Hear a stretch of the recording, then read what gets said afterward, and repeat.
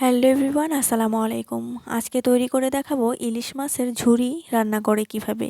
তো আমি এখানে লেবু পাতা দিয়ে আজকে ইলিশ মাছের ঝুরিটা রান্না করব, সেজন্য লেবু পাতা আর এক টুকরো আলু নিয়েছি, কুচি করে কেটে নিয়েছি, কাঁচামরিচ, পেঁয়াজ কুচি করে নিয়েছি। এবার মাছটাকে আমি সুন্দর করে ধুয়ে নিচ্ছি পরিষ্কার করে। এরপরে আমি দুই ভাগ করে নিব, কেটে টুকরো করে দেব। দিয়ে আমি মাছের পেটের ভেতরে ময়লাটা ফেলে দিয়ে ডিমটাকেও বের করে নিব। দেখলাম যে মাছের মধ্যে ডিম হয়ে গিয়েছে। তো এরপরে আমি অল্প পরিমাণে পানি দিয়ে কড়াইতে একটু লবণ ছিটিয়ে দিয়ে আমি এটাকে সেদ্ধ করে নেব। তো পানিটা যখনই দেখব যে বলক চলে আসছে, ঠিক তখনই আমি এপিট ওপিট করে উল্টে নেব। উল্টে যখনই দেখব হালকা একটু সেদ্ধ হয়ে গিয়েছে, ঠিক তখনই কিন্তু আমি নামিয়ে ফেলবো। তো মাছটাকে ঠান্ডা করে আমি মাছের কাঁটাগুলোকে বেছে নেব। তো আপনারা যতটা পারবেন মাছের কাঁটাটা বেছে নেবেন। দেখতে পাচ্ছেন মাছটা কিন্তু আমার প্রায় অর্ধেক সেদ্ধ হয়ে গিয়েছে। তো এরপরে চুলাটা বন্ধ করে আমি মাছটাকে ঠান্ডা করে নিয়ে কাঁটাগুলো বেছে নেব। তো দেখতেই পাচ্ছ মাছের মধ্যে কিন্তু ইলিশ মাছ যেহেতু অনেক কাঁটা থাকে, তো বড় যে কাঁটাগুলো সেই কাঁটাগুলো বেছে বেছে আমি ফেলে দেব এখান থেকে। তো মাছের যে মাঝখানে যে কাঁটাটা আছে সেটাও ফেলে দিব। এমনকি যে কানসাগুলো আছে সেগুলো এই পানিটুক দিয়ে কিন্তু আমি সুন্দর করে ধুয়ে পুরো মাছগুলোকে কিন্তু এভাবেই বেছে নেব। তো মাছগুলোকে আমি সুন্দর করে কাঁটাগুলো বেছে নিচ্ছি। বাছা হয়ে গেলে এবার আমি এই পানিগুলো সহ মাছগুলোকে সুন্দর করে একটি বাটিতে রেখে দেব। পরবর্তী সময় আমি রান্নার কাজে ব্যবহার করব। দেখতে পাচ্ছ আমি কিন্তু মাঝখানের যে কাঁটাটা লেজাটা সহ ছিল সেটা কিন্তু আমি ফেলে দিব। তো এরপর আমি কড়াইতে দিয়ে দিব সয়াবিন তেল পরিমাণ মতন, আর দিয়ে দিব বেশ খানিকটা পেঁয়াজ কুচি, দিয়ে দিব কাঁচামরিচ কুচি। এবার পেঁয়াজ আর কাঁচামরিচ আর পরিমাণ মতন লবণ দিয়ে সুন্দর করে একটু হালকা হাতে ভেজে নেব।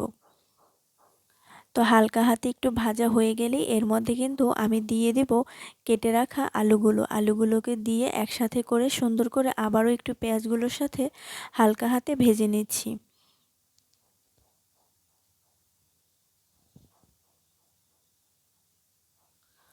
তো এপিট ওপিট করে ভালো মতন একটু হালকা হাতে ভেজে নিচ্ছি। ভেজে নিয়ে এবার দিয়ে দেবো এখানে হাফ চা চামচের মতন হলুদের গুঁড়ো।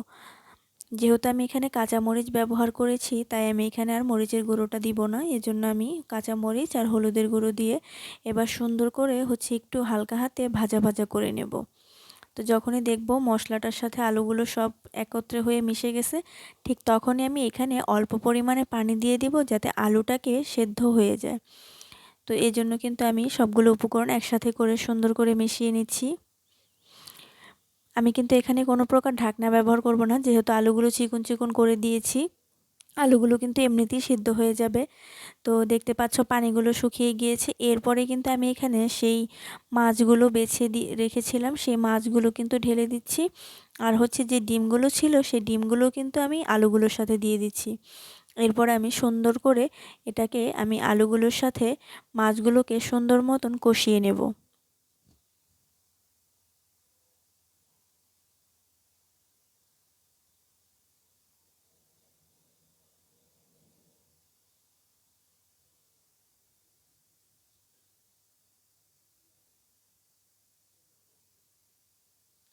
তো দেখতে পাচ্ছ মাছগুলো কিন্তু আমার কষে গেছে। ঠিক ওই পর্যায়ে কিন্তু আমি এখানে লেবু পাতাগুলো দিয়ে দিব।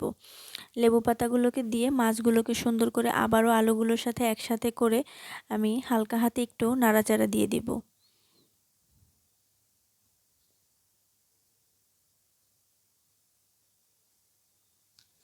তো এই ঝুড়িটাতে কিন্তু কোনো রকমের বেশি পানি দেওয়া যাবে না। আমি কিন্তু এটাকে পুরো মাখা মাখা রাখবো, একদম মানে শুকনা শুকনা করে ফেলবো। তো এরপরে আমি এখানে দেখতে পাচ্ছ চুলার আঁচটাকে বাড়িয়ে দিয়েছি। বাড়িয়ে দিয়ে আলুগুলোও দেখতে পাচ্ছি আমার সেদ্ধ হয়ে গিয়েছে। তো এরপরে কিন্তু আমি দেখতে পাচ্ছ একটু হাতে হালকা হাতে একটু আলুগুলোকে ভেঙে দিচ্ছি। আলুগুলো আমার মনে হচ্ছে যেন একটু লম্বা লম্বা আছে। তো আলুগুলো কিন্তু সেদ্ধ হয়ে গিয়েছে। এবার সেই লেবু পাতা একসাথে করে সুন্দর করে আমি শুকনো শুকনো করে নিয়েছি। তো যদি বন্ধুরা আমার রেসিপিটি তোমাদের কাছে ভালো লেগে থাকে, অবশ্যই বাসায় ট্রাই করবে। আর এই মাছের ঝুড়িটা, ইলিশ মাছের যে ঝুড়ি, এটা যে এত মজা কি বলবো। অবশ্যই ট্রাই করবে আর আমার চ্যানেলটি সাবস্ক্রাইব করবে।